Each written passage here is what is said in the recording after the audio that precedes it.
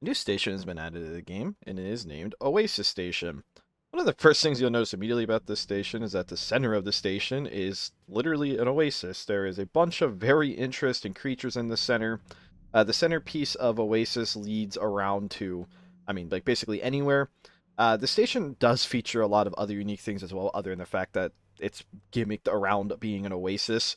The bridge is internal, which isn't all that common. It faces directly into the park, and it's pretty easy to get inside of it. There's reinforced windows that can get directly into the main.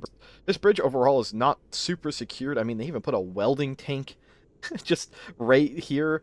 You can unanchor the substation really easily, so I'm sure you're going to see a bunch of that. Without going into a ton of detail about the station fully, the other major thing worth mentioning is that perma is massive and not connected to the station. So security is going to have a very interesting time making sure that people actually stay in perma. Basically, the people in perma in this station get to play some like RimWorld or like some form of dwarf fortress. I don't know. There's literally full ores to go mine. There's mobs to fight. Uh, you get gear to mine with, so you can get gear to kill a security officer pretty easily.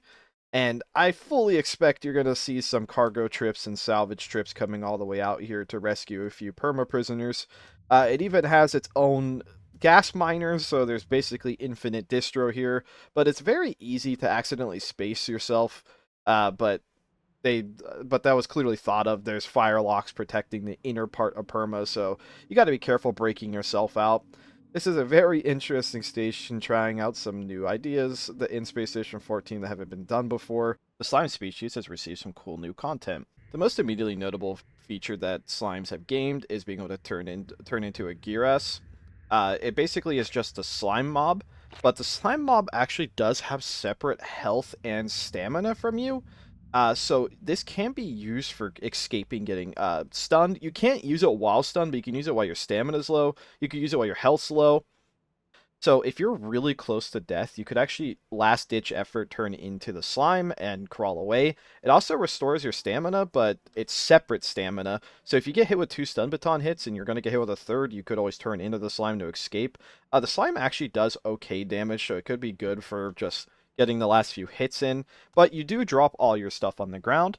And the other major part of this update is that all slime people have an internal storage that's a 2x3, and anyone else can actually see this. You can just right-click a slime and open their storage. Cane Blade and Canes have been added to the game. The Cane Blade is an exclusive librarian trader item.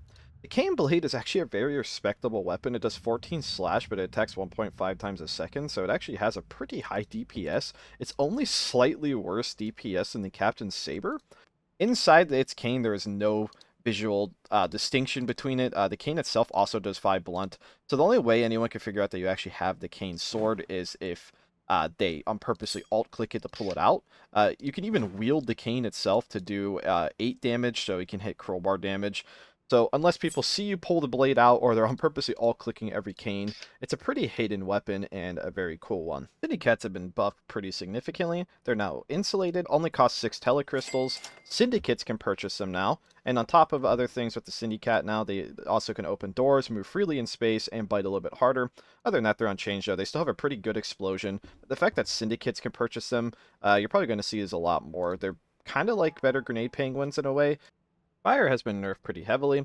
One of the major things is that fire transferring is now based off mass, so like you can't just throw a flaming like mouse with 20 fire stacks at someone and just fully ignite them.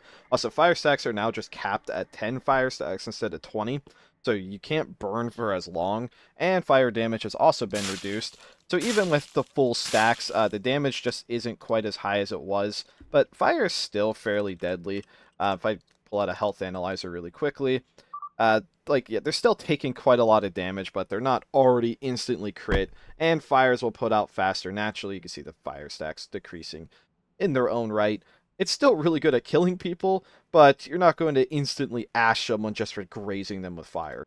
And on the topic of pyrochemicals, or just pyro in general, chlorine and fluorine mixed together will no longer instantly explode. It must be heated. So that means CLF3 requires heat to be made, and you can't just chuck 2 unmixed beakers or whatever of chlorine and fluorine to make a huge explosion. It requires some setup now. The cargo telepad is now a tier 2 technology instead of tier 3, so you could theoretically get it in every shift if you want, and cargo would be pretty happy with you if you make this. The artifact analysis console has been merged with the Traversal Distorter. What that means is you could now try to encourage artifacts to either go up in nodes or down in nodes in terms of depth. So this gives you more control and a better ability of not repeating the same nodes, since you can basically encourage the artifact to head towards specific nodes. Portable Recharger is a new tier 3 arsenal technology, and it does exactly as it says it is: high-tech recharger adaptive for portability. So you can put in things like disabler, stun batons, and it is only a 4x4 in your backpack, so people like security will be really happy with this. If you manage to get a laser weapon as a syndicate or something, you'll also be pretty happy having basically the antique laser in your backpack. Obviously, a lot bigger than that, but this lets you even have laser cannons and recharge them on the go, which, I mean, the laser cannon is one of the highest damage weapons in the game per shot, so there's some real strong capabilities here for both syndicate and crew alike. And speaking of the subject of laser cannons are 4x4, so you can basically just use this as your laser cannon storage, because they weigh the same, or they take up the same space, so you can basically always have it recharging hidden in your backpack inside the recharger, which could actually hide your weapons in general because of that reason. And still on the topic of new science stuff, science can now research welding gas masks, and it does exactly what you think. It's a gas mask and welding mask combined in one, and it takes up your face slot, not your helmet slot, so it's kind of like having a syndicate gas mask, but as crew, so it doesn't make you valid instantly, and it gives you the benefit not having to have your head covered. So if you don't have welding goggles, you could weld in space with this. There's a lot of versatility here. You can no longer just buckle mobs to chairs and hit them without having any form of retaliation. They will immediately unbuckle and chase after you, so a few free cheesy methods of killing mobs is removed because of this. Quivers can now be crafted. They hold 15 arrows, up to 15 arrows I should say. They take 2 low voltage cables, 5 cloth, and a piece of wood, so they're really not that expensive, and since you can make it in a construction menu, you can basically make them anywhere because of this. Radio Jammer has received a new feature. You can now change the power level of the Radio Jammer, which obviously affects how much battery drains and how much it is actually going off, like the range around you that's jamming, and there's even a little light on the side to see whether or not it's on. If you don't see a light, it's off. If you see a green light, it is on.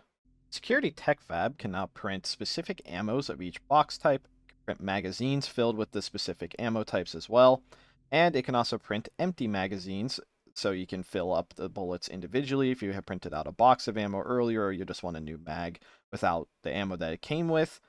And the last thing I'm going to cover this week is combat knives are now found in SecTechs, so if you aren't wearing your jack boots or you don't spawn through jack boots, you're not out of a knife, you could just go to a SecTech and get another one. They can also be crafted at Techfabs, security Techfabs specifically. I want to thank all of our maintainers and contributors for all their hard work keeping day and full of life, and thank you for watching.